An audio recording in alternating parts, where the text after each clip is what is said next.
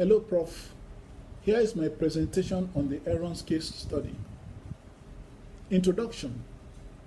Enron was established in 1985 by Kenneth Lay through the union between Internet and Houston Natural Gas, which were natural gas companies.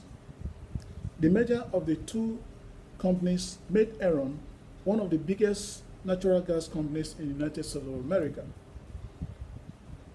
and as of now owns over 37,000 miles of natural gas transporting pipelines connecting the producers with utilities. Henley and Pelupa, 2003, page 4 to 5.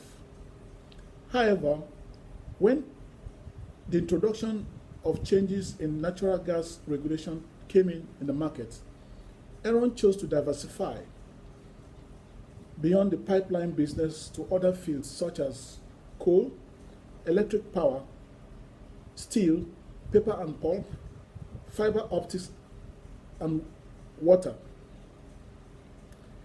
This diversification was a success that left many asking fundamental questions about the company's business strategy. However, 16 years later, the company was filing bankruptcy. The scandal surrounding the fall led to the loss of confidence in corporate integrity, which eventually triggered scrutiny of the financial reporting practices. Farrell, Frederick and Farrell, 2017, page 496.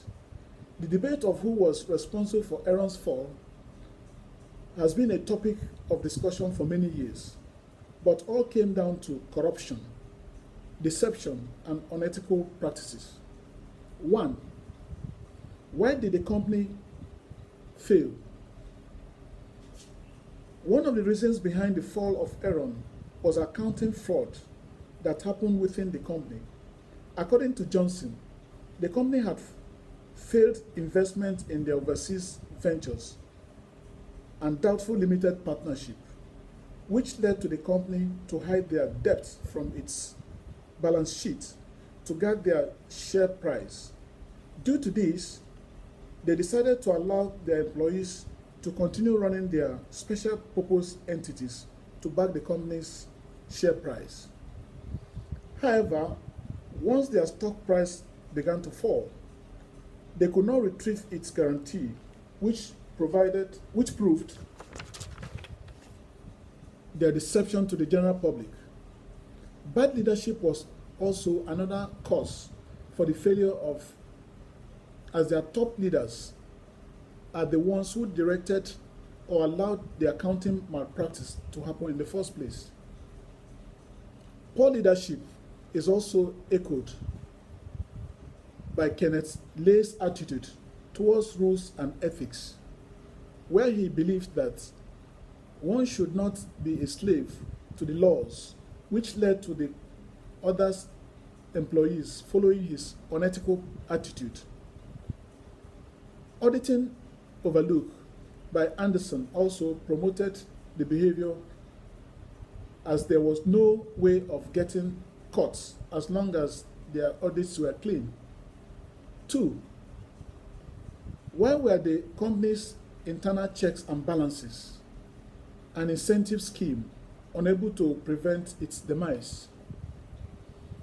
Internal checks and balances were not helpful to Enron's due to the company's management greed. And Otto Anderson, being an accomplice to malpractices happening in the company,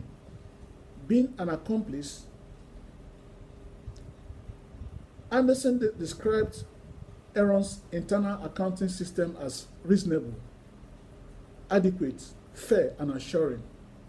The company also gave Anderson, who was their external auditor, the responsibility of its book to shift Enron's from its commitment of ensuring the truthfulness and completeness of the financial figures they reported. Enron's collapse, the system, the web of safeguard failed as Enron fell, published 2002. Therefore, the cooperation between Anderson accounting firm and Enron's top leadership in deceiving the general public was why the internal checks and balances systems were of no consequence in preventing the company's failure to have accurate internal system and balance system made sure that the company's fraud were not solved, which eventually led to the company's demise. 3. How did the corporate culture of Enron contribute to its bankruptcy? Enron's corporate culture was a significant contributor to its bankruptcy. It changed the company's objectives based on what the employees and top management perceived as utmost importance to the company. Enron's corporate culture can be termed as one built on taking risk, arrogance, greed, and flawed employees' evaluation system. Enron also showed an aggressive company culture that rewarded high performance while getting rid of companies' weak links or poor performances. O. Farrell, Frederick, and L. Farrell, 2017, page 583. The company awarded its top leadership with a lucrative compensation package for their company's performance, which was mostly based on how much the company made. For example, in the year 2001, the company paid out $744 million in salaries, bonuses, and stock grants to 140 senior management employees, which meant that each of them got $5.3 million. Mulligan and River Brooks, 2002. The company also carried out a 6-month employee evaluation where those ranked below 20% were fired. This rank and yank system led to increase in competition not only against rival companies but also against fellow employees. Farrell and Frederick and Farrell, 2017, page 497. This behavior then created a culture where ethics and loyalty were ignored in favor of performance. Enron's culture of being greedy and winning at all costs also drove the company to bankruptcy. This was evidenced by establishing special purpose entities to hide their debts from failed investments out of their balance sheets and increase their cash flow in their books by selling non-existing assets. Although their books presented a favorable balance picture, this was not the case as they did not present its actual financial condition. Farrell and Frederick and Farrell, 2017, page 497. These special purpose entities were also used by Enron to maintain their stock prices. However, after their stock prices collapsed and could no cover the special purpose entities, Enron's actual value was found to have a negative cash flow, which proved that the company was headed to bankruptcy. 4. Did Enron's bankers, auditors, and attorneys contribute to Enron's demise? If so, what was their contribution? Enron's bankers, auditors, and attorneys were all accomplices in the deception and unethical practices that led to the demise. One accomplice was Mary Lunch, who collaborated with Enron in 1999 to purchase Nigerians' badges for $28 million. However, an internal document suggested that the transaction was false and was meant to help Enron aid and abet fraudulent malpractices of their income statements. Farrell and Frederick and Farrell, 2017, page 502. Also in 2003, Citigroup, one of the largest U.S. financial services groups, were found to have extended loans to Enron, which disguised as commodity trade in a bid to help them lower their debt level. Chaffin, 2003. Therefore, bankers were also accomplices in assisting Enron to deceive the general public and its actual value. Attorneys were also accomplices in Enron's demise, mainly aided by Vincent and Elkins, the primary law firm. Enron's importance to the law firm was very significant, as it accounted for 7% of the law firm's revenue, which made it look the other way when unethical practices were happening in Enron. It was also alleged that the law firm helped in structuring some of the special purpose partnership, while at the same time writing letters showing legitimacy of their deals.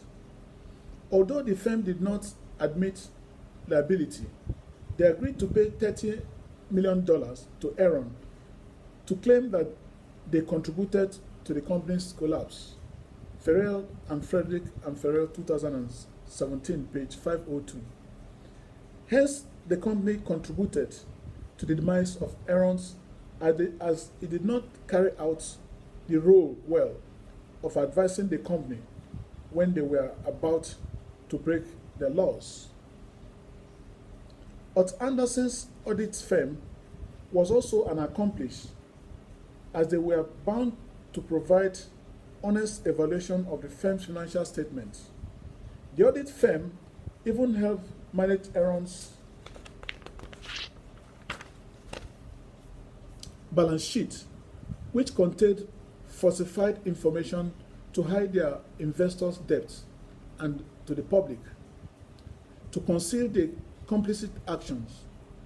The audit firm was caught shredding documents that pointed to Enron's unlawful acts.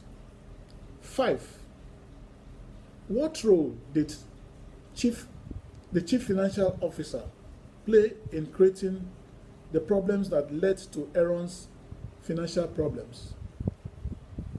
Andrew Foster, Enron's chief financial officer, was the orchestrator of the company's partnership to defraud billions of dollars from people. This partnership caused Enron financial problems when their stockholder equity fell to $1.2 billion after they could not cover the large shortfalls from the partnership. Farrell and Frederick and Farrell, 2017, page 498. Fausto also found to benefit personally from the partnership, as it was found to have made $30,000 million by concealing them as donation from relatives and taking income for himself, which meant for other entities. Farrell and Frederick and Farrell, 2017, page 499. Hence, Festo had a lot of money coming his way, which he shared with the employees who helped him to do the stealing from the company. The news that Enron's top management had personally benefited from the partnership led to a decline of investors' confidence in the company, which led to the fall of the company's stock prices. Conclusion: Enron's success and fall story astonished many, with many trying to determine who was more responsible for its bankruptcy 16 years after it was founded. Enron's fall can be attributed to greed, mismanagement, and unethical practices, which led to the company committing financial malpractices. The financial malpractices went for a long time as the company's employee kept quiet to keep their jobs, while those on the top leadership were lining their own pockets, like the law firm and audit firms. Other parties became complicit in the actions, as Enron was very beneficial to them in terms of revenue. Thank you.